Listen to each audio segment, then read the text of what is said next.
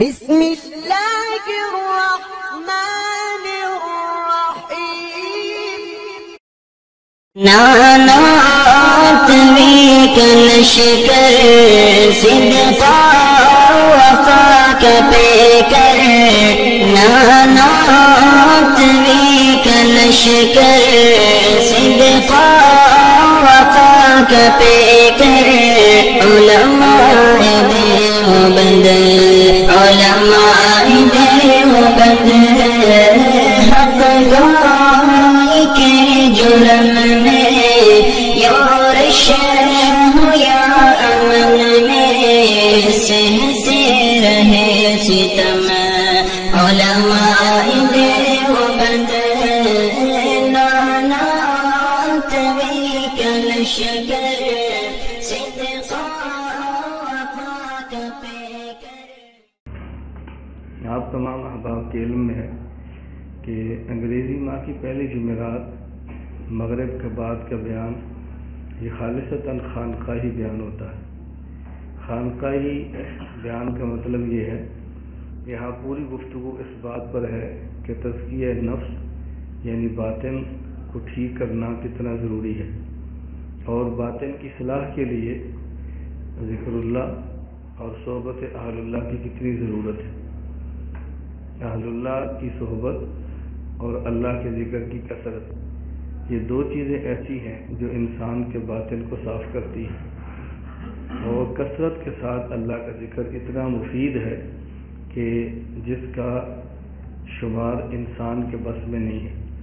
حدیث پاک میں ہے حضور اکرم صلی اللہ علیہ وسلم نے ارشاد فرمایا لا الہ الا اللہ لا یسبقها عمل ولا تترک ذنبا، کہ لا الہ الا اللہ ایک ایسا کلمہ ہے کہ کوئی نیک عمل اس سے آگے نہیں بڑھ سکتا، کوئی نیک عمل اس کا مقابلہ نہیں کر سکتا۔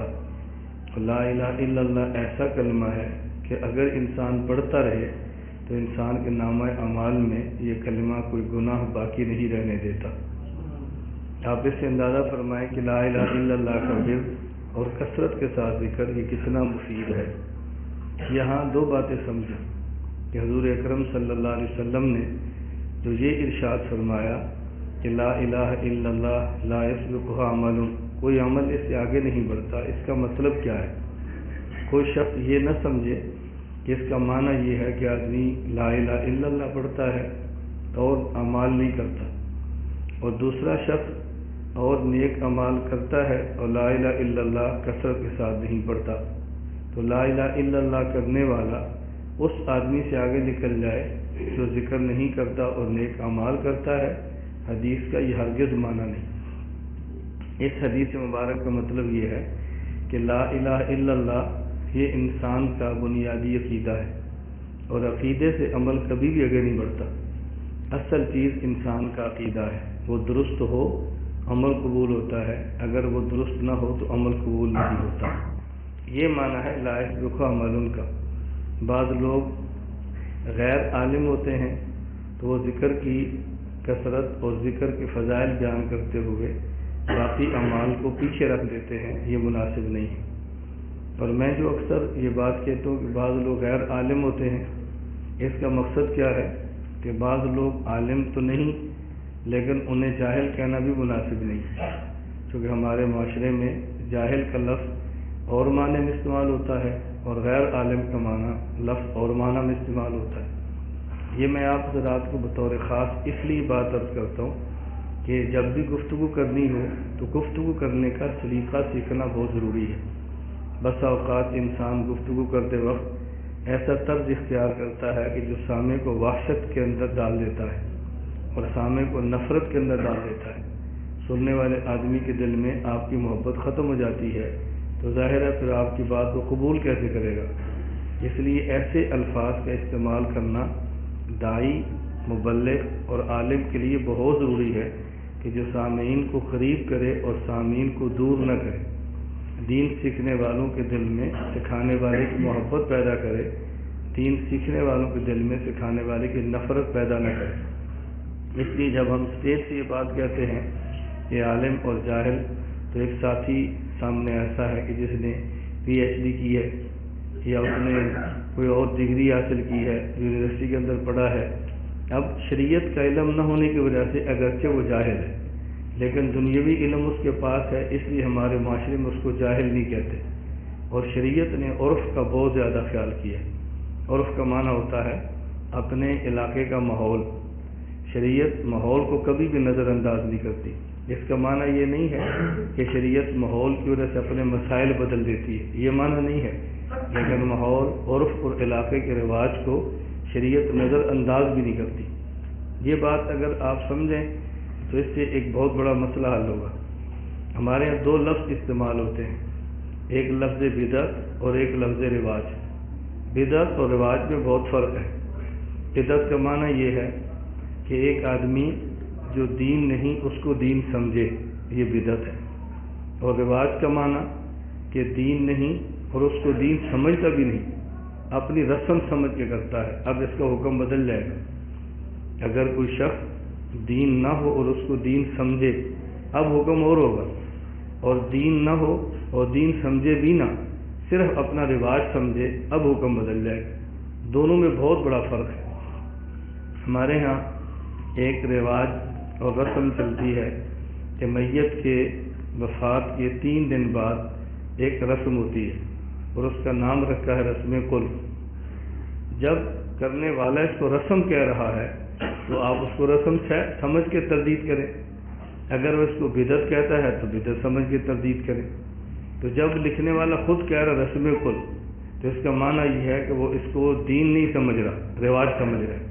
تو جب دین نہ ہو اور اس کو دین سمجھے تو بدعت، اور دین نہ ہو اور دین نہ سمجھے اور پھر اپنے علاقے کی روایت اس کو سمجھ لے تو اس کا نام رسم و رواج ہوتا ہے۔ تو رسم و رواج کا حکم الگ ہوتا ہے اور بدعات کا حکم الگ ہوتا ہے۔ علاقے کی بعض رسمیں ایسی ہوتی ہیں کہ جس کو شریعت قبول کر لیتی ہے، وہ شریعت کا حصہ نہیں ہوتی لیکن شریعت قبول کر لیتی ہے۔ اس سے آپ چھوٹی سی مثال سمجھیں، حضور اکرم صلی اللہ علیہ وسلم کے مبارک دور میں ایک صحابی تھے حضرت عبد الرحمن رضی اللہ تعالیٰ عنہ، رسول اللہ صلی اللہ علیہ وسلم کی مجلس میں حاضر ہوئے تو ان کے کپڑوں پہ کچھ تھوڑا سا رنگ لگا ہوا تھا۔ تو نبی کریم صلی اللہ علیہ وسلم نے ان سے پوچھا کہ کیا تم نے شادی کی ہے؟ انہوں نے کہا جی یا حضور میں نے شادی کی ہے۔ تو یہ رسول اللہ صلی اللہ علیہ وسلم نے شادی کہاں سے سمجھی کہ مدینہ منورہ میں انصار کا رواج دیکھا کہ شادی کرنے والے کپڑے کچھ رنگ گرا دیتے، اس کو دین نہیں سمجھتے تھے، ان کی رسم تھی۔ تو نبی پاک صلی اللہ علیہ وسلم نے فرمایا تم نے کیوں کیا ہے؟ بلکہ اسے سمجھا کہ آپ نے شادی کی ہے۔ انہوں نے کہا جی ہاں۔ پھر آپ نے ان سے سوال کیا کہ تم نے جو شادی کی ہے وہ کسی کنواری لڑکی سے کی ہے یا شادی شدہ جو تھی پہلے اس سے کی ہے جس کا خامد فوت ہو گیا ہو یا اس کو طلاق ہو گئی ہو؟ تو انہوں نے کہا یا رسول اللہ وہ کنواری تو نہیں تھی، وہ تو پہلے سے شادی شدہ تھی، سیبہ، خامد فوت ہو جائے مطلقہ ہو۔ تو اللہ کے نبی صلی اللہ علیہ وسلم نے فرمایا کہ تم کنواری سے نکاح کر لیتے، تم مجھ سے کھیلتے وہ تم سے کھیلتی۔ تو انہوں نے کہا اللہ کے نبی میری مجبوری یہ ہے کہ میرے بچے ہیں، اہلیہ فوت ہو گئی ہے، اگر میں کنواری لڑکی سے نکاح کرتا تو میرے بچوں کو سنبھال نہ سکتی، میرا عذر ہے۔ تو اللہ کے نبی نے اس کی تردید نہیں فرمائی بلکہ تائید فرمائی۔ اب میں اس طرف بات کیا سمجھا رہا ہوں کہ انصار کا رواج تھا، یہ رسم تھی، یہ دین نہیں سمجھتے تھے اس کو۔ اسی طرح ہمارے علاقے میں میں بطور خاص اپنے اساتذہ اور علماء سے یہ بات کہا کرتا ہوں کہ کسی بھی علاقے میں جب آپ دین کو بیان کریں، داعی اور مبلغ بن کر جائیں تو اس علاقے کے ماحول کو سامنے ضرور رکھا کریں، ہر بات کی فوراً تردید نہ کیا کریں، تھوڑا سا انتظار فرما لیا کریں۔ مجھے یاد ہے آج سے کافی سال پرانی بات ہے، میرا اندازہ ہے کہ کم از کم یہ کوئی 12-13 سال پرانی بات ہو۔ جب شروع میں نے یہاں اپنے گاؤں میں کام کا آغاز کیا تو ایک مفتی صاحب تھے، ان کو میں نے اپنے ساتھ رکھا۔ ان نے تخصص فی الافتاء کراچی میں کیا تھا، بہت اچھے تھے، بہت نیک تھے، باعمل تھے۔ تو میں نے ان کو اپنے گاؤں میں کہا کہ آپ جمعہ بھی پڑھائیں اور روزانہ عشاء کی نماز کے بعد درس بھی دیں، لیکن گاؤں کا وہ ماحول جو آپ کو شریعت کے خلاف لگے، یا گاؤں میں کوئی ایسا رواج جو آپ کو شریعت کے خلاف لگے، یا گاؤں میں کوئی ایسا مسئلہ جو آپ کو شریعت کے خلاف لگے، آپ اس کی تردید کرنے سے پہلے مجھ سے ضرور بات کرنا، اس کے بعد تردید کرنا۔ مجھ سے پوچھے بغیر تردید نہ کرنا۔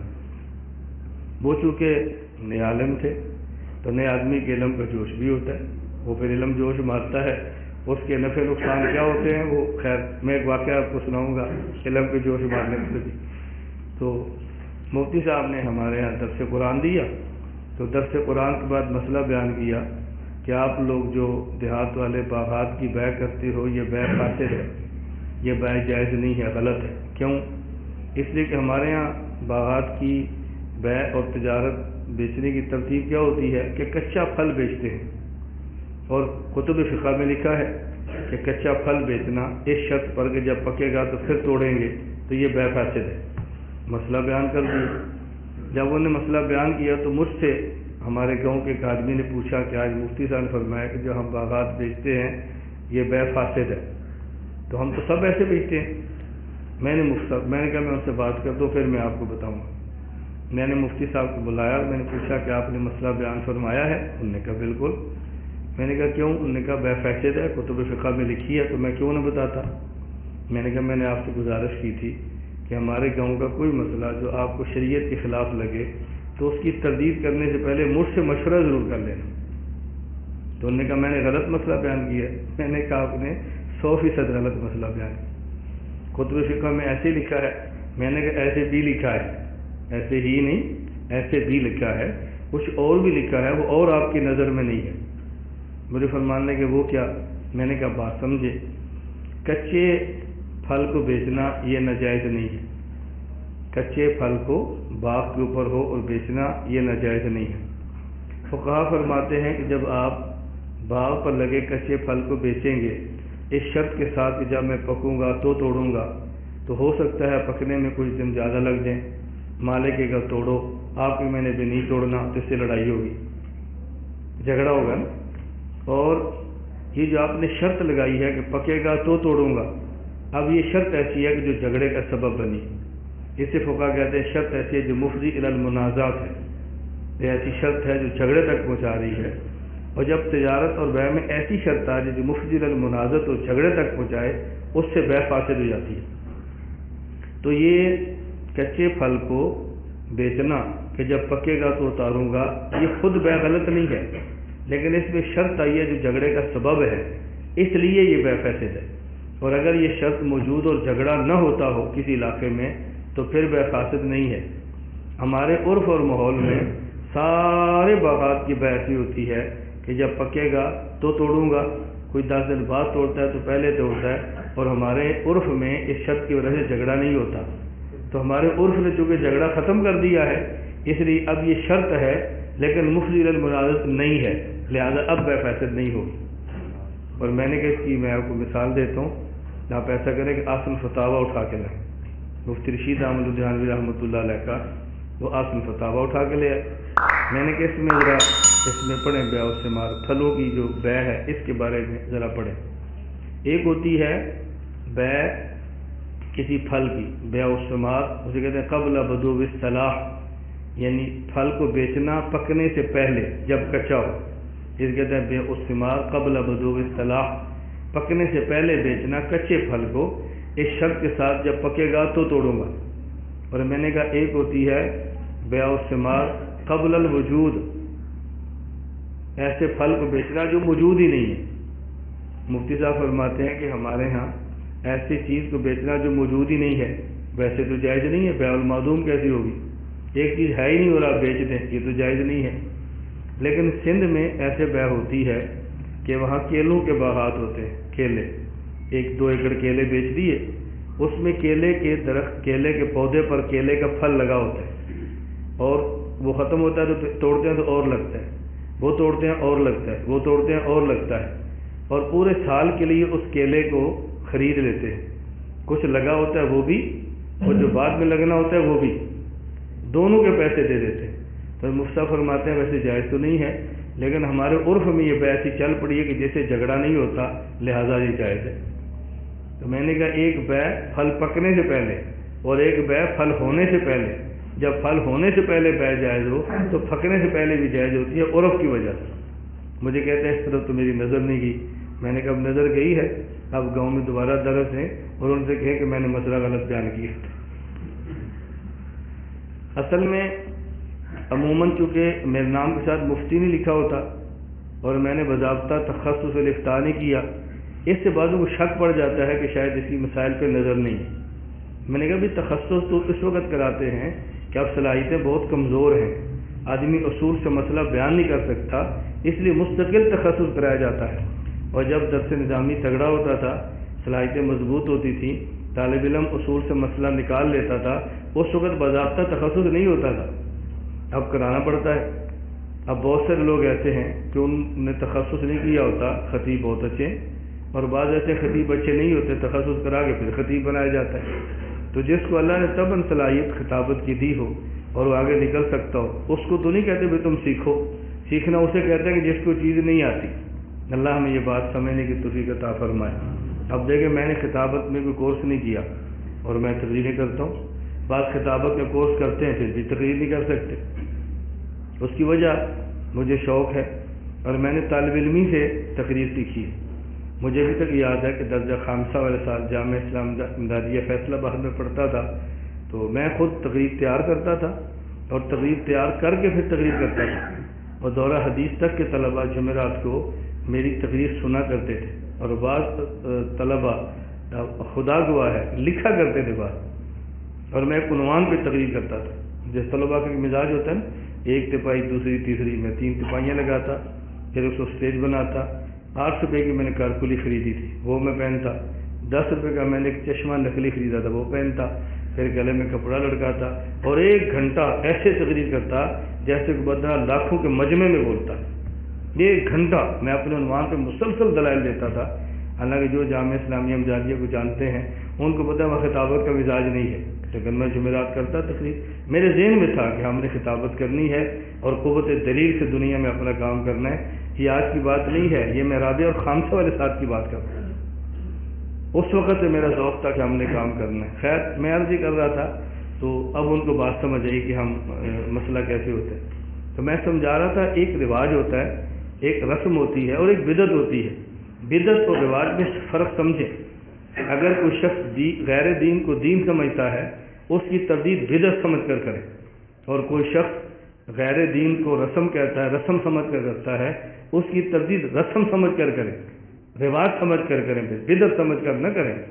تو لیول سیٹ رکھنا چاہیے ورنہ بہت نقصان ہوتا ہے۔ اس پر میں واقعہ سنا رہا تھا کہ بعض لوگوں کا علم بہت جوش مارتا ہے۔ ایک آدمی تھا اور کلین شیو، داڑھی مڈاتا، بے نماز، لیکن ماشاءاللہ تھا بہت پیسے والا۔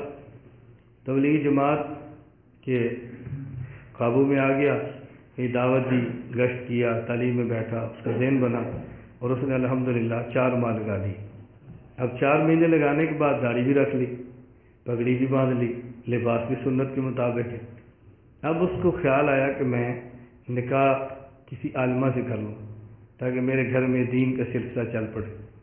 اس نے مدرسے والوں سے رابطہ کیا، میرا کسی عالمہ سے میری شادی کرا دو، کیونکہ ہمارے گھر میں میری بھابھی، میری بہنیں، میری والدہ، ہمارے گھر کا ماحول دیندار نہیں ہے، تو میں چاہتا ہوں کہ دیندار پڑھی لکھی عالمہ یہ ہمارے گھر میں آئے تو ہمارے گھر کا ماحول دیندار بن جائے۔ خیر مدرسے والوں نے اپنے سوچ کے مطابق جو باصلاحیت ایک اچھی لڑکی تھی اس کے ساتھ اس کا نکاح کرا دیا۔ اب نکاح ہوا تو کچھ 4 یا 5 ماہ گزرے تو اس عالمہ کے علم نے جوش مارنا شروع کیا۔ علم تو جوش مارتا ہے، ہم مولوی ہو یا مولویانی ہو، تو اس کے علم نے جوش مارنا شروع کیا۔ اب اس عالمہ صاحبہ نے اپنے شوہر سے فرمائش کی کہ مجھے آپ الگ مکان لے کر دیں، الگ مکان میرا حق ہے، شریعت میں یہی لکھا ہے، لہذا الگ مجھے مکان لے کر دیں، میں آپ کی امی، آپ کی بھابھی اور آپ کی بہنوں کے ساتھ نہیں رہ سکتی۔ اس شوہر نے کہا میں نے تو نکاح کیا تھا، کیا میرے گھر میں ٹھہرے گی، میری بہن نیک ہو جائے گی، بھابھی نیک ہو جائے گی، میری والدہ کا مزاج بن جائے گا، ہمارے گھر کا دینی ماحول بن جائے گا۔ جب میں آپ کو الگ مکان لے کر دوں گا، ہم اکٹھے نہیں ٹھہریں گے تو ہمارے گھر میں دین کا ماحول کیسے بنے گا؟ مجھے تو یہ فکر ہے۔ اس نے کہا آپ کی ساری باتیں ٹھیک ہیں لیکن الگ مکان میرا شرعی حق ہے، مجھے شریعت نے حق دیا ہے، آپ کسی مفتی سے پوچھ لیں، الگ مکان میرا حق ہے، اس لیے آپ نے الگ مکان مجھے دینا ہے۔ اب وہ بندہ تو تبلیغی تھا، لیکن اچھا تبلیغی تھا، نیک آدمی تھا۔ بعض تبلیغ جماعت کے لوگ ہوتے ہیں اور وہ اپنے مرکز کی ہدایات پر نہیں چلتے، اس لیے میں کہتا ہوں یہ اچھے تبلیغی نہیں ہے، اور یہ بات میں چھپاتا نہیں، میں بلا جھجک یہاں بھی پوری دنیا میں جا کر یہ بات کہتا ہوں۔ جو آدمی ہمارے مرکز اہل سنت والجماعت سے منسلک ہے، اس کی اچھا ہونے کا معنی ہے کہ ہماری پالیسیوں کے مطابق چلے۔ اگر ہماری پالیسیوں کے مطابق نہیں چل رہا، بے شک نیک ہوگا، لیکن ہمارے کاغذوں میں وہ اچھا نہیں شمار ہوتا، جو ہماری پالیسیوں کے مطابق نہیں چلتا۔ یہاں رہنا ہے پالیسی کے مطابق رہو، نہیں رہنا کسی اور ادارے میں چلے جاؤ، رہنا بھی یہاں پر ہے اور آپ کی پالیسی بھی نہیں ماننی کہ ہر درمی کے ساتھ آدمی چل نہیں سکتا۔ اسی طرح بعض لوگ تبلیغ سے وابستہ ہوتے ہیں لیکن وہ مرکز کی ہدایات کے مطابق نہیں چلتے، اس کا نقصان ہی ہوتا ہے کہ تبلیغ کا کام بدنام ہوتا ہے۔ لوگ سمجھتے ہیں تبلیغ والے ایسے ہیں، ہاں کہ بزرگ اور مرکز والے ایسے نہیں ہوتے، اس آدمی کے ذاتی فعل کی وجہ سے یہ نقصان ہوتا ہے۔ ہمارے یہاں گاؤں میں صراط مستقیم کورس چل رہا تھا، اور اس میں میرا اندازہ ہے کہ تقریباً 60-70 کے لگ بھگ نوجوان کالجوں کے اسکولوں کے شریک تھے۔ ہمارے ایک جماعت آئی 3 دن کے لیے، تو صبح آئے اور تھوڑی دیر بعد ظہر کے بعد مجھے پتہ چلا کہ جماعت اس گاؤں سے دوسرے گاؤں میں جا رہی ہے۔ میں نے امیر صاحب کو بلا لیا، میں نے کہا میں نے سنا کہ آپ دوسرے گاؤں میں جا رہے ہیں۔ مجھے کہتے جی ہاں۔ میں نے پوچھا کیوں؟ کہتے اس لیے کہ اس گاؤں میں آپ کورس کرا رہے ہیں، مستقل کورس ہو رہا ہے، تو یہاں کام مشکل ہے، تو ہم نے مشورہ کیا کہ دوسرے گاؤں میں چلے جائیں۔ میں نے کہا کیا رائیونٹ کا یہ ضابطہ نہیں ہے کہ مقامی علماء سے پوچھ کے چلیں؟ کہتے ہیں۔ تو میں نے کہا مجھے آپ عالم سمجھتے ہیں؟ کہتے جی ہاں۔ میں نے کہا مقامی بھی سمجھتے ہیں؟ کہتے جی ہاں۔ تو میں نے کہا مجھ سے مشورہ کر لیتے، آپ کا فیصلہ غلط یا ٹھیک میں بات نہیں کرتا، مجھ سے مشورہ کر لیتے۔ میں نے کہا آپ یہیں ٹھہریں، آپ یہیں راہ فرمائیں، آپ کام کریں، کون منع کرتا ہے؟ یہ ہمارے یہاں 60-70 اسٹوڈنٹ موجود ہیں، آپ ان میں بیان کریں، آپ ان کو تعلیم میں جوڑیں، آپ ان کو 4 ماہ میں تیار کریں، چلے جائیں تو مجھے خوشی ہے۔ آپ کیسے سمجھتے ہیں کہ میں ان کے اندر آپ کو کام نہیں کرنے دوں گا؟ مجھ سے آپ نے مشورہ نہیں کیا، باہر بیٹھے آپ نے چین بنا لیا کہ مولانا صاحب تبلیغ سے وابستہ نہیں ہے، لہٰذا ہم کسی اور گاؤں میں چلے جاتے ہیں۔ مجھ سے تو پوچھا ہوتا کہ یہاں کام کرے یا نہ کرے، اس لیے آپ نے جانا نہیں، آپ نے یہیں ٹھہر کے کام کرنا ہے۔ تو بعض بہت اچھے ہوتے ہیں، علماء سے رابطہ کرتے ہیں، مشورہ کرتے ہیں۔ وہ ساتھی ماشاءاللہ بہت اچھا تھا، تو جن سے نکاح کروایا ان مولانا کے پاس کیا کہ حضرت میں نے تو ایک عالمہ سے نکاح کیا تھا کہ میرے گھر کا ماحول جو ہے وہ سدھر جائے اور بہت اچھا ہو جائے، تو وہ تو کہتی ہے کہ مجھے الگ مکان تو میرا حق ہے۔ مولانا صاحب نے فرمایا کہ بالکل ٹھیک کہتی ہے، الگ مکان اس کا حق ہے۔ اس نے کہا جی پھر میرے گھر کا ماحول؟ انہوں نے کہا آپ کے گھر کا ماحول ٹھیک ہو جائے گا، آپ کی بھابھی، آپ کی بہن، آپ کی والدہ اور آپ کا گھر کا ماحول بھی ٹھیک ہو جائے گا۔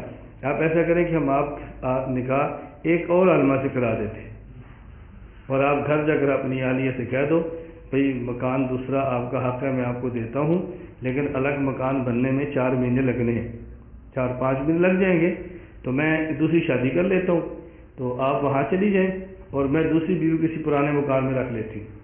اب وہ عالمہ کہنے لگے میرے اندر کوئی کمی ہے، میرے اندر کوئی کمی ہے؟ اس نے کہا نہیں آپ کے اندر تو کوئی کمی نہیں ہے۔ اس نے کہا پھر اس نے کہا اس مکان میں کوئی کمی ہے؟ اس میں کوئی کمی نہیں ہے۔ اس نے کہا پھر آپ الگ مکان کیوں مانگتی ہیں؟ کہا جی میرا حق ہے۔ اس نے کہا جس طرح مکان میں کمی نہیں، الگ مکان آپ کا حق ہے نا، آپ کے اندر کوئی کمی نہیں ہے، لیکن دوسری بیوی میرا حق ہے، اس لیے آپ کا حق آپ کو دیتے ہیں، میں اپنا حق میں لیتا ہوں، آپ بھی خوش میں بھی خوش۔ اس نے کہا اگر میں شرط چھوڑ دوں تو؟ اس نے کہا میں بھی نہیں کرتا۔ کہا چلو ٹھیک ہے۔ اس نے اپنا حق چھوڑ دیا، اس نے اپنا حق چھوڑ دیا، اب دیکھو دونوں اکٹھے خوشی خوشی رہ رہے۔ اس لیے کسی جگہ پر علم جوش مارے تو آپ مشورہ کیا کرو، از خود فیصلے نہ کیا کرو۔ اس حوالے سے ایک بات اور اچھی طرح سمجھیں، ایک ہوتا ہے علم اور آدمی کا حلقہ اچھی طرح سمجھیں، اور ایک ہے تجربہ۔ ایک ہے علم، حلقہ اور تجربہ۔ بعض ہمارے جو لوگ ہیں، ایک عالم ہے اس کے پاس علم بھی کافی ہے اور اس کا حلقہ بھی بہت ہے، اور وہ نیا نیا میدان کے اندر اترتا ہے یا تھوڑا سا کام کرے تو وہ مشائخ سے رابطہ نہیں کرتا، مشائخ سے مشورہ نہیں کرتا، خانقاہوں میں آنا وہ توہین سمجھتا ہے، اور اللہ اللہ کرنے والوں کے پاس بیٹھنا وہ اپنی توہین سمجھتا ہے. کیوں؟ کہتا ہے ان سے کیا پوچھنا، گمنام لوگ ہیں، بند کمرے میں رہتے ہیں، اور ان سے کیا پوچھنا، میرا اتنا وسیع حلقہ ہے، میرا اتنا علم ہے، مجھے اتنی دنیا سنتی ہے، ان سے کیا پوچھنا. اس لیے میں چونکہ ہمارے ہاں متخصصین علماء بھی ہیں جنہیں اگلے سال کام کرنا ہے جا کر، میں ان سے بھی عرض کرتا ہوں علم اور حلقے کے ساتھ تجربے کا خیال رکھنا بے حد ضروری ہے. اس پر میرے پاس تو الحمدللہ واقعات بھی ہیں. میں ایک واقعہ عرض کرتا ہوں جو آپ نے پڑھا بھی ہوگا. حضور اکرم صلی اللہ علیہ وسلم معراج کے لیے عرش پہ تشریف لے گئے. اللہ نے بلایا. نبی کریم صلی اللہ علیہ وسلم کو اللہ رب العزت نے 50 نمازیں دی. جب آپ واپس تشریف لائے موسیٰ علیہ السلام سے ملاقات ہوئی تو موسیٰ علیہ السلام نے پوچھا کہ اللہ پاک نے آپ کو کیا دیا ہے؟ آپ نے فرمایا 50 نمازیں. تو موسیٰ علیہ السلام نے عرض کیا کہ آپ اللہ سے کچھ کم کرا لو، یہ 50 نہیں پڑھیں گے. آپ نے نیا نیا کام شروع کیا ہے، میں نے کافی عرصہ کر لیا. آپ تو بھی شروع کیا نا، آپ بڑے ہیں، لیکن میرا تجربہ ہے، یہ نہیں مانیں گے. رسول اللہ صلی اللہ علیہ وسلم نے اللہ رب العزت سے عرض کیا تو 5 کم ہوگی، 45 رہ گئی. پوچھا کتنی ہے گا جی؟ 45. انہوں نے کہا یہ نہیں پڑھیں گے، آپ کام کرا. میں اس مکالمے کو اپنے لفظوں میں سمجھا رہا ہوں، وہ اس کا مطلب کیا تھا. رسول اللہ صلی اللہ علیہ وسلم نے 9 بار عرض کیا آنا جانا، اور بالآخر 5 نمازیں رہ گئی. موسیٰ علیہ السلام نے عرض کیا 5 بھی نہیں پڑھیں گے. رسول اللہ صلی اللہ علیہ وسلم فرمایا اب تو اللہ سے مجھے اس سے کم کراتی بھی آتی ہے، اس سے کیا کم کروں. اللہ رب العزت کی طرف سے وہی آ گئی. صحیح بخاری میں ہے کہ نمازیں ہم نے آپ کو 5 دی ہیں، لیکن اجر ہم 50 کا رکھیں. جو پہلی تھی نا اجر وہی دیں گے، فرض آخری یہ 5 اور اجر 50 کا ہم دیں. موسیٰ علیہ السلام نے جو حضرت رسول اللہ صلی اللہ علیہ وسلم کو مشورہ دیا، آپ نے قبول فرمایا یا نہیں فرمایا؟ علم کس کا زیادہ تھا، موسیٰ علیہ السلام کا یا رسول اللہ صلی اللہ علیہ وسلم؟ حلقہ بڑا کس کا تھا، موسیٰ علیہ السلام کا، رسول اللہ صلی اللہ علیہ وسلم کا؟ اور مشورہ کون دے رہے ہیں؟ اس کی وجہ علم حلقہ ہے یا اس کی وجہ تجربہ ہے؟ اس لیے اگر کسی آدمی کا علم تھوڑا ہو، حلقہ چھوٹا ہو، تجربہ بڑا ہو، تو آپ اس کے تجربے پر اعتماد کر کے اسے مشورہ کر لیا. ہمارے ہاں مرکز کے اساتذہ بھی ہیں اور ہماری عالمی اتحاد اہل سنت والجماعت کی شورا بھی ہے. میں ان سے یہ بات کہتا رہتا ہوں کہ آپ کے پاس علم بھی مجھ سے زیادہ ہے، آپ کے پاس تقویٰ بھی مجھ سے زیادہ ہے، بس صرف میرا تجربہ آپ سے زیادہ ہے. اس لیے آپ اس میرے تجربے کو مانتے رہیں گے تو بہت سارے مسائل سے بچ جائیں گے، نہیں مانیں گے تو بہت سارے مسائل پیدا ہوں. خود ہمارے ہاں یہاں گاؤں کا ایک واقعہ ہے. ایک طالب علم تھا، اس کا نام تھا عبد الرحمان، اور یہ 7 چکیرا میں پڑھتا تھا اور تھا وہ پیچھے جھنگا. اس نے ہمارے گاؤں میں جمعہ پڑھانا شروع کیا. جیسے طالب علم کسی قریب کے گاؤں میں جمعہ پڑھاتے ہیں، چلو ذرا طالب علم جمعہ پڑھاؤں گا تو خطابت کی مشق ہو جائے گی، بولنا آ جائے گا. اور بولتا ہی ماشاءاللہ کافی اچھا تھا. اس نے جب ہمارے گاؤں میں پہلا جمعہ پڑھایا تو ممبر پر بیٹھ کے تقریر نے کی، محراب میں کھڑے ہو کر کی، اور بازو لٹکا کر نے کی، بازو چڑھا کر کی. بیٹھ کر نہیں کی بلکہ کھڑے ہو کر کی، اور بازو لٹکا کر نہیں، بازو چڑھا کر. اور پہلے جمعے پر انہوں نے شیعت کے خلاف وہ زبان استعمال کی جو مولانا حق نواز صاحب رحمۃ اللہ علیہ فرماتے تھے. جب جمعے کی نماز سے فارغ ہو گئے، آپ میں سے اکثر طالب علم جانتے ہیں ہمارے گاؤں میں حافظ ظفر اقبال صاحب، اکثر طلباء جانتے ہوں گے حافظ ظفر اقبال صاحب میری بیٹی کے سسر بھی ہیں. تو ہمارے اسکول کے استاد سے جب بیان سے فارغ ہوئے، جمعہ پڑھ لیا، انہوں نے اس طالب علم کو بلایا، کھانا بھی کھلایا اور ساتھ ایک جملہ کھا. انہوں نے کہا عبد الرحمان یہ چانگ نہیں کہ تو آپ نواز ہے. کیسا پیارا جملہ ہے. انہوں نے فرمایا کہ یہ جنگ نہیں ہے اور تو حق نواز. بعض باتیں حق نواز کو اچھی لگتی ہیں، تجھے نہیں لگتی، اور بعض باتیں جنگ میں اچھی لگتی ہیں، 87 میں اچھی نہیں لگتی. میں اس لہجے کا، اس بیان کا مخالف نہیں ہوں، لیکن تیری زبان سے اس جگہ پہ اس کا مخالف ہے. اس کو نہیں سمجھ آئی، اس نے آئندہ جمعہ پھر پڑھا دیا. تیسرے جمعے پر لوگوں نے کہا جی اس کو ساری جان چھوڑا، چھٹی ہوگی، خطاب ختم ہو گئی. یہ میری گزارش آپ کو سمجھ آ رہی؟ ابھی کل میں شہر گیا تو کچھ علماء کے ساتھ بیٹھے تھے، ہمارا ایکسپریس فورم میں اخبار میں فورم تھا اور بعد میں علماء تھے، تو میں نے بعض حضرات سے ایک عالم نے مجھ سے کوئی بات کی، بھئی تو ایسے کیوں نہیں کرتا؟ میں نے کہا جی میری ابھی اتنی شخصیت نہیں کہ میں یہ کام کروں جو آپ کرتے ہیں، میری ابھی اوقات تھوڑی ہے، میری شخصیت کم ہے، مجھے اب یہ بات زیب نہیں دیتی۔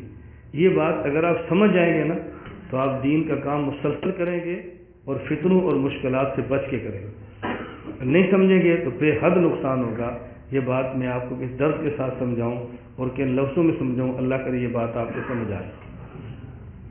میں یہ درمیان میں بات آ اس لیے گزارش کرتا ہوں، ان دنوں میں بھی ہمارے پاکستان میں احتجاج، ریلیاں، جلوس، ایک مسائل شروع ہیں۔ حکیم الامت مجدد الملت مولانا اشرف علی تھانوی رحمۃ اللہ علیہ دیوبند کے ماتھے کا جھومر اور دیوبند کے سر کا تاج، حضرت فرماتے تھے کہ شریعت میں دو چیزیں ہیں، یا صبر یا قتال، یا قتال اور یا قتال کر سکتے ہیں کریں، نہیں کر سکتے صبر کریں، یہ تیسرا راستہ اختیار کریں گے تو ملک کا نقصان ہوگا اور فائدہ نہیں ہوگا۔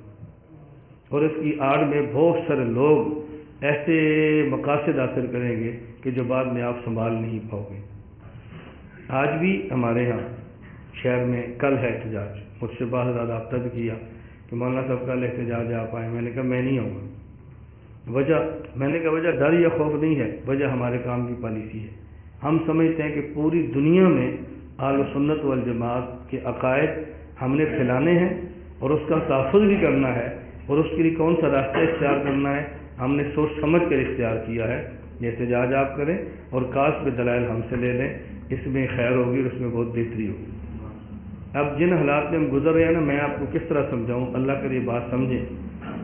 ہمارا ملک پاکستان پوری دنیا میں یہ واحد ملک ہے مدینہ منورہ کے بعد کہ جو خالص لا الہ الا اللہ محمد رسول اللہ کی بنیاد پہ بنا ہے، اور پوری دنیا کا واحد اسلامی ملک ہے کہ جو ایٹمی طاقت ہے۔ اور یہ دو جرم ایسے ہیں کہ جو دنیا کی طاغوتی طاقتوں سے قطعاً برداشت نہیں ہوتے۔ نمبر ایک بنیاد کلمہ، اور نمبر دو ایٹمی طاقت۔ اب اس کا حل کیا ہے؟ اس کلمے اور ایٹمی طاقت کو آپس میں لڑاؤ۔ نہیں سمجھے؟ اس کلمے اور ایٹمی طاقت کو آپس میں، کلمے کی دولت سنبھالی ہے کس نے؟ علماء نے۔ اور ایٹمی طاقت کا بٹن کس کے ہاتھ میں ہے؟ فوج کے۔ ان کو لڑاؤ۔ اب کلمہ بھی طاقت تو چھوٹی نہیں ہے نا، بہت بڑی طاقت ہے، اور ایٹم دنیا کے اعتبار سے طاقت ہے۔ جب یہ دونوں بڑی طاقتیں لڑے گی تو نتیجہ کیا ہوگا؟ ملک ٹوٹے گا، علاقے تباہ ہوں گے، مساجد برباد ہوں گی، مدرسے اجڑ جائیں گے، دین کے کام بند ہوں گے، اور پاکستان کی معیشت تباہ ہوگی، مسلمان غیروں کے ہاتھ میں چلا جائے گا، کھانے کو کچھ نہیں ملے گا تو عیسائی اور یہودیوں سے بھیک مانگے گا۔ ان کو آپس میں لڑاؤ۔ اس لیے میں بھرپور یہ آواز لگاتا ہوں، بھئی یہ علماء اور فوج کی لڑائی ختم کراؤ، اداروں اور مدارس کی لڑائی ختم کراؤ، یہ خفیہ ادارے اور دینی اداروں کی لڑائی ختم ہونی چاہیے۔ یہ لڑائی بڑی تو بہت نقصان ہوگا۔ اللہ کرے ہماری اس آواز سے جتنے لوگ تیار ہو سکے ہمارے لیے مفید ہے۔ میں آپ سے گزارش کرتا ہوں اس آواز کو سنو اور یہ آواز پوری دنیا میں پھیلاؤ کہ ہم کچھ بھی ہو جائے اپنے اس ملک میں خانہ جنگی نہیں ہونے دیں گے انشاءاللہ۔ اس ملک میں لڑائی نہیں ہونے دیں گے انشاءاللہ۔ اور ہر وہ شخص جو اس ملک میں عسکریت کی بات کرتا ہے ہم اس کی بھرپور حوصلہ افزائی کریں گے۔ ابھی 2 دن قبل کی بات ہے، یہاں ہمارے اساتذہ کا اجلاس تھا اور وہ اخبار پہ چھپا، تصویروں کے ساتھ چھپا۔ میں نے اس میں خبر لگی تھی بھئی اپنے طلباء کو تربیت کرو، ان کو علم پڑھاؤ، ان کو باتیں سمجھاؤ، اخلاق ان کے ٹھیک رکھو، عسکریت سے دور رکھو۔ اور اس پر یہاں ایک ساتھی کا فون آ گیا کہ آپ کہتے ہو عسکریت سے دور رکھو، تم جہاد کے دشمن ہو۔ میں نے کہا نہیں، جہاد کے دشمن نہیں ہیں، پاکستان میں عسکریت کو دور رکھو۔ ہمارا مقصد یہ ہے کہ غیر قانونی پاکستان میں اسلحہ اور یہ پاکستان میں جو جنگ شروع ہوئی ہے اس سے اپنے طلباء کو دور رکھو اور ملک کو بچاؤ۔ تو ہم یہ آواز لگا رہے ہیں اور بڑی کھلے عام بات کر رہے ہیں۔ اگر آپ سمجھتے ہیں کہ پاکستان اسلام کا قلعہ رہے اور پاکستان سے دین پوری دنیا میں پھیلے، اس کا حل یہ ہے کہ پاکستان کو خانہ جنگی سے اور پاکستان کو لڑائی سے بچاؤ۔ آپ اس کا پورا اہتمام کریں گے نا کہ انشاءاللہ یہ آواز بچاؤ۔ اللہ پاک جتنی بھی توفیق عطا فرمائے۔ اس کی بھرپور جتنی اللہ توفیق عطا فرمائے آپ اس بات کو دنیا میں پھیلاؤ. ملک میں خانہ جنگی، ملک میں لڑائی، ملک میں قتل و غارت اور دینی ادارے اور دوسرے اداروں کی آپس میں لڑائی، اس لڑائی کی آپ نے ہر صورت میں حوصلہ شکنی کرنی ہے. انشاءاللہ کریں گے نا بھی انشاءاللہ. بس اس سے خود بھی بچیں اور دوسروں کو بچاؤ. درمیان میں بات آ گئی، میں نے اس لیے آپ کی خدمت میں عرض کر دی ہے، اخلاق میں بات سمجھنے کی توفیق عطا فرمائے. بات یہاں سے چلی تھی کہ ہمارا یہ جو خانقاہی اجتماع ہے اس میں دو باتوں پر ہم بہت زور دیتے ہیں. نمبر ایک احد اللہ کی صحبت اور نمبر دو ذکر اللہ کی کثرت. تو میں لا الہ الا اللہ کو سمجھا رہا تھا کہ وہ آپ کے ذہن میں کی غلط مفہوم آ جائے. اس طرح رسول اللہ صلی اللہ علیہ وسلم نے فرمایا کہ لا الہ الا اللہ لا یسبق عمل ولا تترک ذنبا. لا یسبق عمل کی میں نے تشریح کی معنی سمجھے، ولا تترک ذنبا اللہ کے نبی فرماتے ہیں کہ گناہ نامہ اعمال میں نہیں رہنے دیتا. اس کا مطلب کیا ہے؟ اس کا معنی یہ نہیں ہے کہ محض ذکر کرنے سے کبیرہ اور بڑے گناہ معاف ہو جاتے ہیں، اس کے کرنے سے حقوق العباد معاف ہو جاتے ہیں. نہ، اس کا معنی یہ ہے کہ جو آدمی لا الہ الا اللہ کثرت سے کرتا ہے اس کا عقیدہ درست ہوتا ہے، اللہ کے استحضار کی توفیق ملتی ہے، اللہ کی محبت دل میں آتی ہے، تو پھر گناہوں سے نفرت کرتا ہے، گناہوں سے بچتا ہے، اور جب اللہ کی عظمت دل میں آتی ہے تو اللہ کی نافرمانی بھی نہیں کرتا، اور اللہ کی عظمت کی وجہ سے قبر، حشر، آخرت اس کے ذہن میں آتی ہے، پھر کسی کے حقوق کو غصب بھی نہیں کرتا. تو لا الہ الا اللہ کا مسلسل پڑھنا اور اپنے دل میں اس کو جگہ دینا، ایک وقت آتا ہے کہ انسان گناہوں کو چھوڑنے پر مجبور ہو جاتا ہے. بس اس سے مزاج بن جاتا ہے کہ انسان گناہ چھوڑتا ہے. یہ ہے معنی اس کا. میں اس کو بار بار سمجھاتا ہوں کہ آپ اس کو پلے باندھیں. ایک بات ذرا اور بھی سمجھیں، ہمارے ہاں ہم جو ذکر کرتے ہیں، جو ذکر بالجہر کرتے ہیں، یعنی تھوڑا سا اونچا ذکر کرتے ہیں، لا الہ الا اللہ، لا الہ الا اللہ، اونچا. بعض حضرات کو اس پر ایک شبہ ہوتا ہے کہ نہیں جی اونچا ذکر نہیں کرنا چاہیے. اونچا ذکر کہاں سے ثابت ہے؟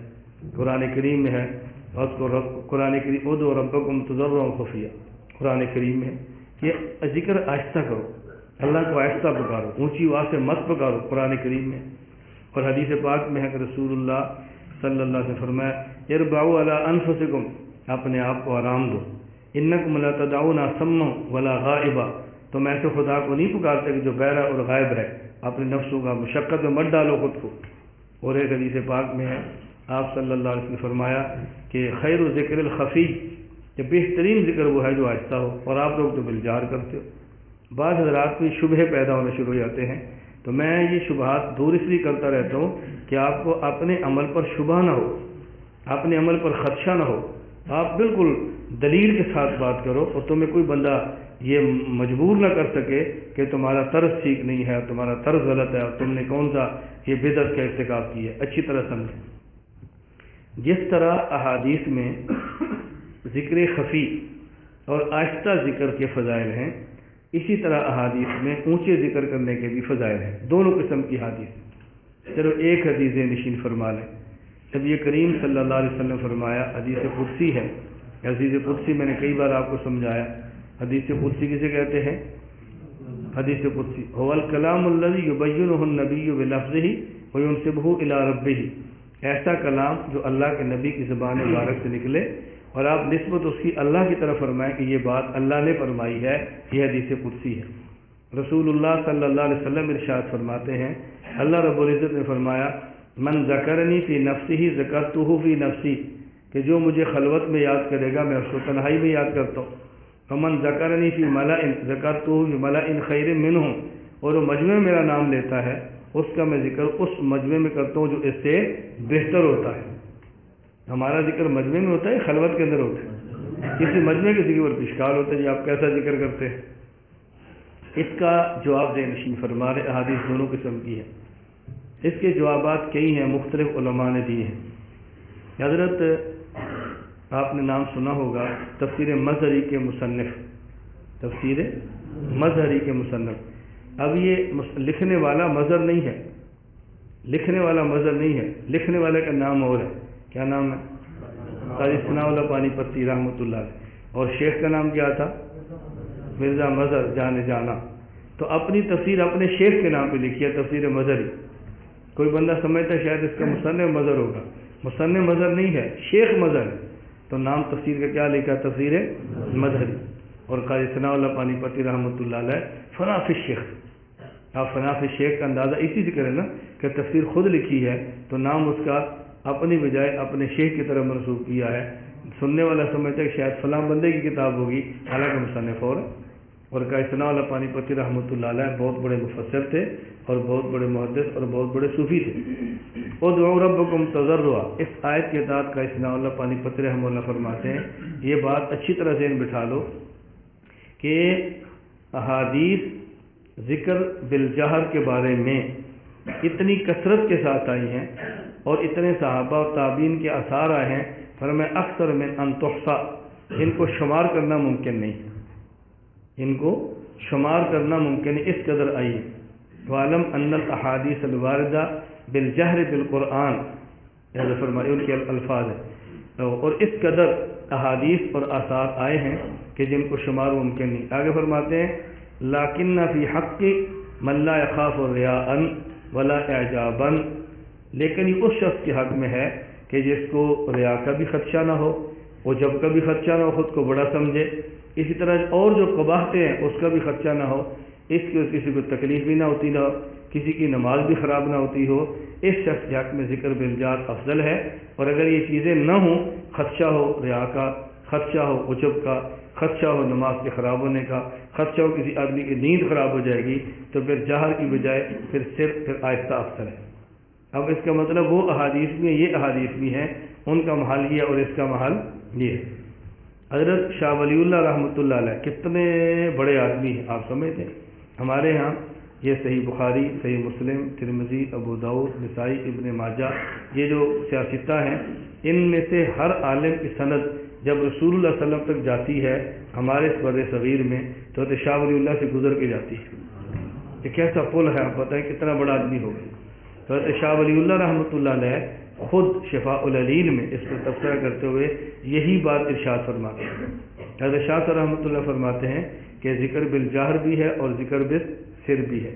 بالجہر اور بالسر یہ دونوں موجود ہیں، لیکن ان کے درمیان کوئی اختلاف، کوئی لڑائی اور کوئی جھگڑا نہیں ہے. کیوں؟ حضرت فرماتے ہیں جہر سے مراد کیا ہے؟ المراد بالجہر غیر المفرط، یہ لفظ ہے المراد بالجہر غیر المفرط. جن احادیث میں ذکر بالجہر اونچی آواز سے، اس سے مراد ہے کہ چیخ چیخ کے ذکر نہ کرے، چیخ چیخ کے، مفرط چیخ چیخ کے نہ کرے. المراد بالجہر غیر المفرط، چیخ چیخ کے ذکر نہ کرے، اس سے مراد یہ ہے. فرمایا جب یہ ہو گیا معنی اس کا، اب فرماتے ولا منافات بینہ وبین ما نہا رسول اللہ صلی اللہ علیہ وسلم حیث قال اربعوا علی انفسکم انکم لتدعون اصما ولا غائبا. اب دونوں کے درمیان جھگڑا ختم ہو گیا کہ ذکر بالجہر بھی ہے اور ذکر بالسر بھی ہے. بالسر سے مراد آہستہ ہے اور بالجہر سے مراد ایسی اونچی آواز ہے کہ جیسے آدمی چیخے اور شور نہ کرے. اب دونوں ٹھیک ہے. اور ہمارے ایک کتاب ہے، آپ نے نام سنا ہوگا، نور الازاح. اس کتاب کی شرح ہے مراحل فلاح، اس پر حاشیہ تحتاوی، اور اس میں بھی بالکل یہی بات لکھی. سید احمد تحتاوی رحمۃ اللہ علیہ نے وہ بھی یہی بات فرماتے جو ذکر بالجار اور ذکر بالسر ہے نا، اور اس میں بھی صرف یہی ہے. انہوں نے تو بڑی عجیب بات فرمائی ہے. وہ فرماتے کہ من لا یخاف الریا اب التعزیہ به احد کان الاسرار افضل. اگر اس شخص میں ریا کا خطرہ نہ ہو اور کسی کو تکلیف کا خطرہ نہ ہو تو اونچی آواز سے ذکر کرنا افضل ہے. ومن فمتا فقد ما ذکر، اور جس کو یہ خدشہ ہو لکان الجہر افضل. اگر یہ خدشہ نہ ہو تو جہر افضل ہے، اور اگر خدشہ ہو اعجاب کا، عجب کا، ریا کا، کسی کی تکلیف کا، تو پھر ایسا ذکر کرنا افضل ہے. اس لیے جہر بھی ٹھیک ہے اور سر بھی. آپ کے ساتھ ایک آدمی سو رہا ہے تو آپ ذکر آہستہ کریں گے اونچی آواز سے کریں گے. ایک آدمی ساتھ نماز پڑھ رہا ہے، اونچا کریں گے آہستہ کریں گے؟ اب آہستہ کریں گے. اور جب آپ اکیلے ہیں، نمازی بھی نہیں ہے، کسی کو تکلیف بھی نہیں ہے، تو آپ ذکر کس طرح کریں گے؟ اس لیے یہ بھی بہتر ہے اور یہ بھی بہتر ہے. اللہ ہم سب کو اس بات کو سمجھنے کی توفیق عطا فرمائے. اس لیے جیسا موقع ہو اس آپ ذکر کا اہتمام ضرور فرمایا کریں. اللہ ہم سب کو قبول فرما لے اور اللہ تعالی ہم سب کو توفیق عطا فرما دے. بس آخر میں میں نماز کا ذکر کرتا ہوں. عموماً ہمارے ہاں فرائض ادا کیے جاتے ہیں، واجبات ادا ہوتے ہیں، سنن موقدہ ادا ہوتی ہیں، اور بعض وہ نمازیں جو سنن موقدہ نہیں ہیں، نوافل ہیں، لیکن بے حد مفید ہے، اس طرف ہماری عام طور پر توجہ نہیں جاتی، اور توجہ جائے بھی تو ہم چھوٹے چھوٹے شکوک و شبہات سے ڈر کر اس کا کھل کے اظہار نہیں کرتے۔ اس نماز کا نام ہے صلاۃ التسبیح۔ کیا نام ہے؟ صلاۃ التسبیح۔ اس کو سنیں بھی، طریقہ بھی ذہن میں رکھ لیں اور پڑھنے کی نیت بھی کر لیں۔ یہ سنن ابی داؤد کے اندر بھی ہے، جامع ترمذی کے اندر بھی ہے، سنن ابن ماجہ کے اندر بھی ہے۔ حضور اکرم صلی اللہ علیہ وسلم نے اپنے چچا حضرت عباس رضی اللہ تعالیٰ عنہ فرمایا، پہلے فضیلت سننا، رسول اللہ صلی اللہ علیہ وسلم نے اپنے چچا حضرت عباس فرمایا، یا عباس یا عمار، پہلے 4 مرتبہ فرمایا، اے میرے چچا، اے عباس، الا اوتی کا، کیا میں آپ کو کوئی عطیہ نہ دوں؟ الا امنحو کا، کیا میں آپ کو ہدیہ نہ دوں؟ الا اخبرو کا، کیا میں آپ کو بہترین بات نہ بتاؤں؟ الا افعل بک 10 خصال، کیا میں آپ کو 10 چیزیں ایسی نہ بتاؤں؟ اذا انت فعلت ذلک غفر اللہ لک ذنبک، اگر آپ اس کا اہتمام کریں تو اللہ آپ کے گناہ معاف کر دے۔ اور گناہ کون سے؟ یہ سننا، کون سے اللہ گناہ معاف فرمائے؟ اولہ و آخرہ، آپ کے پہلے گناہ بھی معاف کرے، جو بعد میں کریں گے وہ بھی معاف کرے، 2 ہو گئے۔ وقدیمہ و حدیثہ، جو پرانے ہیں وہ بھی معاف کر دے، جو نئے ہیں وہ بھی معاف کر دے، کتنے ہو گئے؟ 4 ہو گئے۔ خطاہ و آمدہ، جو آپ نے بھول کر کی وہ بھی معاف کر دے، جو جان بوجھ کر کی وہ بھی معاف کر دے، کتنے ہو گئے؟ گنتے جائیں، کتنے ہو گئے؟ 6۔ اور فرمایا صغیرہ و کبیرہ، جو آپ کے چھوٹے ہیں وہ بھی معاف کر دے، جو آپ کے بڑے ہیں وہ بھی معاف کر دے، کتنے ہو گئے؟ 8۔ فرمایا سرہ و علانیتہ، جو آپ نے چھپ کر کی وہ بھی معاف کر دے، جو سب کے سامنے کی وہ بھی معاف کر دے۔ کتنے گناہوں کی معافی کا وعدہ ہو رہا ہے؟ 10۔ اور وعدہ کرنے والے کون ہیں؟ رسول اللہ صلی اللہ علیہ وسلم۔ اللہ کے نبی کی زبان پہ یقین ہونا چاہیے، خطرات میں کیوں پڑھتے ہیں؟ فرمایا چچا اگر آپ اس کا اہتمام فرما لیں تو اللہ آپ کے 10 قسم گناہ معاف فرما دے گا۔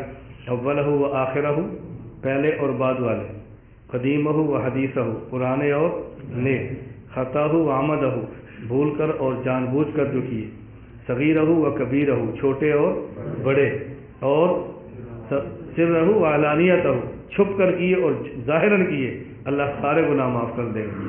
وہ کیا کریں؟ فرمایا کہ آپ 4 رکعت نفل پڑھ لیے کریں، توجہ رکھنا، ان میں جب آپ پہلی رکعت پڑھیں تو سبحانک اللہ پڑھیں، اس کے بعد ثنا کے بعد آپ 15 بار پڑھ لیں سبحان اللہ والحمد للہ ولا الہ الا اللہ واللہ اکبر، پھر اعوذ باللہ، پھر بسم اللہ، پھر سورۃ الفاتحہ اور پھر سورت، اور پھر 10 بار پڑھیں سبحان اللہ والحمد للہ ولا الہ الا اللہ واللہ اکبر۔ پھر آپ رکوع میں جائیں، رکوع کی تسبیحات پڑھیں سبحان ربی العظیم 3 بار، 7 بار، 9 بار طاق جو ہیں، اور پھر آپ 10 بار پڑھیں سبحان اللہ والحمد للہ ولا الہ الا اللہ واللہ اکبر۔ پھر آپ کھڑے ہو، جیسے کہتے ہیں قوما، سمیع اللہ لمن حمدہ ربنا لک الحمد، یہ پڑھیں، اور اس کے بعد پھر آپ 10 بار پڑھیں سبحان اللہ والحمد للہ ولا الہ الا اللہ واللہ اکبر۔ پھر سجدے میں جائیں، پھر سجدے کی تسبیح سبحان ربی الاعلیٰ 3 بار، 5 بار، 7 بار، 9 بار طاق، پھر 10 بار پڑھیں یہی سبحان اللہ والحمد للہ ولا الہ الا اللہ واللہ اکبر۔ پھر آپ سجدے سے اٹھیں، اسے کہتے ہیں جلسہ، بیٹھیں، اس میں پھر آپ پڑھیں 10 بار سبحان اللہ والحمد للہ ولا الہ الا اللہ واللہ اکبر۔ پھر آپ سجدے میں جائیں اور سجدے کی تسبیح پڑھیں سبحان ربی الاعلیٰ 3 بار، 5 بار، 7 بار، جو بھی اس کا عدد تھا طاق عدد۔ اس کے بعد پھر 10 بار پڑھیں سبحان اللہ والحمد للہ ولا الہ الا اللہ واللہ اکبر۔ تو ایک رکعت میں آپ نے پڑھا ہے 75 بار، کتنی بار؟ 10 بار ثنا کے بعد، 15 بار ثنا کے بعد، 10 بار سورت کے بعد، گنتے جائیں کتنے ہو گئے؟ 25۔ 10 بار سجدہ یا رکوع میں، کتنے ہو گئے؟ پھر 10 بار قوما، پھر 10 بار سجدہ، پھر 10 بار جلسہ، پھر 10 بار سجدہ، 75۔ ایک رکعت میں 75، تو 4 رکعت میں کتنے ہو گئے؟ 3۔ یہ پڑھ لیا کرو۔ اور پھر اللہ کے نبی نے کیا ارشاد فرمایا؟ ان استطعت ان تصلیھا فی کل یوم مرۃ فافعل، اگر آپ ہر روز ایک بار پڑھ سکتے ہیں تو ضرور پڑھیں۔ فَإِن لَّمْ تَفْعَلْ اگر ہر روز نہیں پڑھ سکتے فَفِي كُلِّ جُمْعَةٍ مَرَّةً پھر آپ ہفتے میں ایک بار پڑھ لیں. فَإِن لَّمْ تَفْعَلْ اگر آپ ہفتے میں ایک بار نہیں پڑھ سکتے نہ آپ نہیں پڑھ سکتے تو پھر فَفِي كُلِّ شَهْرٍ مَرَّةً آپ مہینے میں ایک بار پڑھ لیں. اگر آپ ایک مہینے میں ایک بار نہیں پڑھ سکتے فَفِي كُلِّ سَنَةٍ مَرَّةً پھر سال میں ایک بار پڑھ لیں. اور اگر آپ ہر سال ایک مرتبہ نہیں پڑھ سکتے فَإِن لَّمْ تَفْعَلْ فَفِي عُمْرِكَ مَرَّةً تو میرے چچا عمر میں ایک مرتبہ آپ ضرور پڑھیں. تو آپ اس کی نیت کر لیں ہر روز، اگر ہر روز نہیں تو ہفتے میں ایک بار، ہفتے میں ایک بار نہیں تو پھر مہینے میں ایک بار، مہینے میں ایک بار نہیں تو پھر سال میں ایک بار، اور سال میں ایک بار نہیں تو پھر زندگی میں ایک بار. تو زندگی میں تو ایک بار انشاءاللہ سب پڑھیں گے نا، نیت کرتے ہیں انشاءاللہ سب پڑھیں گے. اس حوالے سے دو چار باتیں ذہن نشین فرما لیں جو مسائل بتانے ضروری ہیں. نمبر ایک طریقہ وہ ہے جو میں نے آپ کو اب بتایا ہے. دوسرا طریقہ یہ ہے کہ آپ ثنا پڑھیں، پھر اعوذ باللہ، پھر بسم اللہ، پھر سورۃ الفاتحہ، پھر سورت، اور پھر 25 بار، نہ 15 بار، پھر 15 بار، پھر رکوع میں 10 بار، قومے میں 10 بار، سجدے میں 10 بار، پھر جلسے میں 10 بار، پھر سجدے میں 10 بار. پہلی رکعت کے دوسرے سجدے جب اٹھیں تو بیٹھ کر 10 بار پڑھ لیں اور پھر کھڑے ہو جائیں، پھر کھڑے ہو جائیں. پہلا طریقہ کیا تھا؟ ثنا کے بعد 15 اور سورت کے بعد 10. اب کیا ہے؟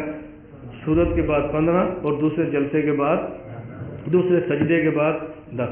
اس ترتیب پر آپ پڑھ لیں. وہ پڑھیں گے پھر بھی 75 اور 4 رکعت کے 300 بنے گے. ایک مسئلہ. دوسرا یہ جو 4 رکعت پڑھنی ہے اس کے اندر سورت کون سی پڑھیں؟ جو سورت جہاں سے مناسب سمجھیں آپ تلاوت کریں. بعض مشائخ کی رائے یہ ہے کہ اذا زلزلت الارض زلزالها والعادیات ضبحا اور الہاکم التکاثر والعصر قل یا ایھا الکافرون اذا جاء نصر اللہ قل هو اللہ احد، ان میں سے 4 صورتیں پڑھیں. بعض کی رائے یہ ہے، باقی آپ کوئی صورت بھی پڑھنا چاہیں تو پڑھ سکتے ہیں. نمبر 3، اس کے پڑھنے کا سب سے بہتر وقت زوال کے بعد ظہر کی نماز سے پہلے. جب ظہر کا وقت شروع ہوتا ہے ظہر کی نماز سے پہلے یہ سب سے بہتر وقت ہے. اگر اس کے علاوہ کسی وقت بھی پڑھنا چاہیں، 3 مکروہ اوقات نہ ہوں، سورج نکلتے وقت، سورج ڈوبتے وقت اور زوال کے وقت، کسی وقت بھی آپ پڑھ سکتے ہیں. چوتھا مسئلہ یہ آپ نے 300 کا عدد پورا کرنا ہے، اور اگر کسی موقع پر بھول جائیں، 10 بار رہ جائے تو اس کو اگلے رکن میں پورا کریں. اگلے رکن کا معنی مثلا آپ نے قیام میں پڑھنا تھا 15 بار اور پڑھ لیا 10 بار، 5 بار رہ گیا تو رکوع میں 5 مرتبہ مزید پڑھ لیں. اگر رکوع میں رہ گیا اس کے بعد قومہ ہے، قومے میں نہیں پڑھنا، یہ واجب ہے، رکن نہیں. رکن میں پڑھنا ہے، نہ تو قومے میں پڑھنا ہے، نہ ہی 2 سجدوں کے درمیان جلسے میں جو رہ گیا اس کو پڑھنا ہے، نہ ہی 2 سجدوں کے بعد جب بیٹھنے رہ گیا تو وہ پڑھنا ہے. یا قیام میں پورا کریں، یا رکوع میں پورا کریں، یا سجدے میں پورا کریں، اور یا آخری اتحیات میں بھی پورا کر سکتے ہیں. کیوں؟ آخری اتحیات فرض ہے اور وہاں آپ پڑھنا چاہیں تو وہاں بھی پڑھ سکتے ہیں، درمیان کی جگہوں پر نہ پڑھیں. ان چیزوں کا آپ خیال کریں کہ میں نے چند ایک اس کے متعلق آپ کو مسائل بتائے ہیں، اور اس حوالے سے جماعت نہ کرائیں، اکیلے اکیلے پڑھیں. اب تو ہمارے ہاں ایک عجیب مسئلہ شروع ہوا کہ صلاۃ و تسبیح کا اعلان ہوتا ہے اور عورتیں جماعت کراتی ہیں. جی مرد نہیں، عورتیں. ہم کہتے ہیں مرد جماعت نہ کرائیں، اب عورتیں جماعت کے لیے تیار بیٹھی. اس لیے جماعت نہیں کرانی، انفراداً پڑھنا ہے، گھر میں پڑھیں، خلوت میں پڑھیں، نوافل ہیں، اور سب سے بہتر یہی ہے. باقی مسجد میں آ کر پڑھیں تب بھی حد نہیں ہے، لیکن جماعت کا اہتمام نہ کرائیں. اللہ تعالی ہم سب کو اہتمام کی توفیق عطا فرمائے. تو آپ اس کا خیال رکھیں گے نا بھی انشاءاللہ. ہمارے ہاں 4 سلسلوں میں بیعت ہوتی ہے، سلسلہ چشتیہ، قادریہ، نقشبندیہ، سہروردیہ. لیکن اذکار ہم کراتے ہیں سلسلہ چشتیہ میں. سلسلہ چشتیہ کے اذکار میں نے بتایا کہ 12 تسبیحات، 2 تسبیح لا الہ الا اللہ، اور 4 تسبیح الا اللہ، اور 6 تسبیح اللہ اللہ. یہ کتنی ہو جائیں گی؟ 1200 بن جائے گا. جو کر سکتا ہے وہ کرے. اور اس کے بعد 100 مرتبہ پھر اللہ اللہ. یہ جو 100 مرتبہ ہے نا بظاہر 13 بن جاتی ہے، یعنی 2 تسبیح لا الہ الا اللہ، 4 تسبیح اللہ، اور 6 تسبیح اللہ، پھر 1 تسبیح اللہ بظاہر بنتی ہے 13. تو اس پر اشکال ہوتا ہے جب 13 بنتی ہے تو پھر 12 کیوں کہتے ہیں؟ یہ بالکل ایسی ہے جیسے آپ قرآن مجید جب ختم کریں، والناس پہ قرآن ختم ہوتا ہے تو پھر شروع میں کیا پڑھتے ہیں؟ الف لام میم اولئک المفلحون تک آپ کہتے ہیں اس نے قرآن ختم کیا ہے۔ کبھی کسی نے کہا جی قرآن ختم کیا ہے اور سورہ بقرہ کا پہلا رکوع بھی ختم کیا ہے، کہتے قرآن ہی ہے، حالانکہ ایک رکوع مزید کیا ہوتا ہے۔ یہ جو ایک رکوع مزید پڑھتے ہیں یہ تفاعلاً ہوتا ہے کہ میں نے دوبارہ پھر پڑھنا ہے۔ تو سلسلہ چشتیہ میں جب ایک مرتبہ 100 مرتبہ اور اللہ اللہ کہتے ہیں، یہ تفاعلاً ہے کہ میں نے اللہ اللہ کو بڑھانا ہے، اس لیے اللہ توفیق عطا فرمائے 1000 2000 جہاں تک بڑھا سکتا ہے بڑا اس کا اہتمام کریں، اور یہ اچھی طرح سمجھ لیں۔ میں اس لیے کہتا ہوں ساتھی بار بار پوچھتے ہیں، باہر سے بھی رابطہ کرتے ہیں، جب تسبیح پڑھے لا الہ الا اللہ، تو لا الہ کہتے وقت تصور کریں میں اپنے دل سے اللہ کے غیر کو نکالتا ہوں، اور الا اللہ کہتے وقت تصور کریں اللہ کی محبت کو دل میں لاتا ہوں۔ اور جب لا کہیں تھوڑا سا لمبا، الا اللہ کہیں تو ہلکی سی دل پہ ضرب لگائیں، ہلکی سی، زیادہ نہیں، اتنی زور سے کہ بندے کا وضو ٹوٹ جائے، ایسا نہ کریں، بس ہلکی سی ضرب تھوڑی سی لگا لیں، اچھی طرح اس کو سیکھ لیں۔ لا الہ الا اللہ، لا الہ الا اللہ، لا الہ الا اللہ، اور الا اللہ جب کہیں اللہ کو تھوڑا سا لمبا کریں، بعض ساتھی یوں کر لیتے ہیں لا الہ الا اللہ، لا الہ الا اللہ، اب دیکھو اللہ کا لفظ ادا نہیں ہوتا، ہاں رہ جاتی ہے، لا الہ الا اللہ، لا الہ الا اللہ، یوں تھوڑا سا اس کو لمبا کر لیا کر۔ اور جب الا اللہ کہیں تو الا اللہ کہتے وقت اپنے دل پہ ہلکی ضرب مارے، الا اللہ الا اللہ الا اللہ، اب دل میں خیال لائیں کہ میں نے سب کو چھوڑ کے خالص اللہ کے ساتھ تعلق بنا لیے، بس الا اللہ، یہ سمجھے میرا دل بار بار کہہ رہا ہے۔ اور جب اللہ کہیں اس وقت جس طرح زبان سے اللہ کہتے ہیں یہ تصور کریں میرا دل بھی اللہ کہتا ہے، آپ کر کے دیکھیں، آپ کو محسوس ہوگا کہ آپ کا دل اللہ کہتا ہے۔ ایک زبان میری منہ میں ہے اور ایک زبان میری دل میں ہے، میری زبان منہ والی بھی کہتی ہے اور میری زبان دل والی بھی کہتی ہے، کچھ عرصہ اس تصور سے کریں، پھر آہستہ سے اپنے تصور کو بڑھاتے جائیں کہ میں جو اللہ کہتا ہوں میرا دل بھی کہتا ہے، میرے کندھے بھی کہتے ہیں، میرے ہاتھ بھی کہتے ہیں، میرا سر بھی کہہ رہا ہے، کیوں مزاج بنائیں گے ایک